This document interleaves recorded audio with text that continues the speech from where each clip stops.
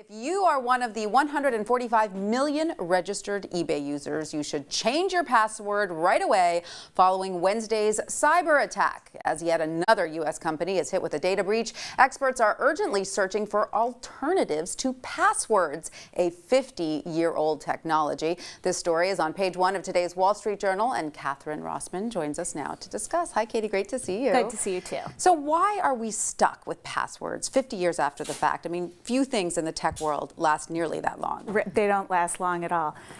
Well, I worked on the story with my colleague in San Francisco, Danny Yadrin, and what we found is that there's a number of things to explain both for the problem with passwords and their longevity, persistence. Part of it has to do with they're entrenched in user behavior. It's just as soon as you learn how to use a computer, a password is part of it.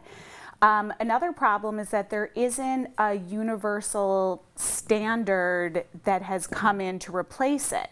There's some companies who are coming together to try to come up with newer technology, whether it's the iris scan or the thumbprint, which we've seen on iPhones, but there would be need to be a lot of mass adoption. Yeah, I was going to go, what's going on with that technology? We keep hearing about that's the future, the face recognition technology, or your fingerprint. There seems to have been problems with the models that rolling out, right? I think that there have been difficulties in getting sort of universal templates that can be adopted across all platforms and all devices too, and it would require everybody having a computer that has an iris scanner, everybody having a phone that has the capability to do this, plus having all the platforms sort of adopt the backstage technology that's needed to make it work. And the password is just sort of easy. It's cheap. It's true. There's no question that it's simple. Yeah. We can all think of a password, but it's sort of taking over our lives. We have to keep changing them, and research shows that people use similar passwords or the same password as many times as they can. Well, right? they do, because the easiest passwords to remember are the easiest passwords for hackers to figure out.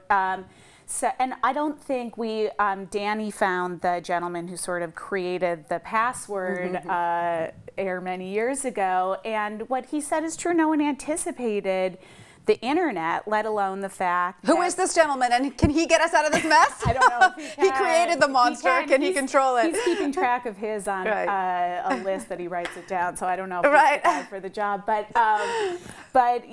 as he pointed out, nobody really accounted for the sprawl. And when you add multiple gadgets, then all of a sudden you need to sign in to websites for your news, for all sorts of things that even go beyond passwords that protect finance and commerce. So well, clearly something has to be done. I think we're all fed up with all of our passwords and changing them all the time and forgetting them and writing them on Word documents and the rest of it. They're not totally safe. That's right.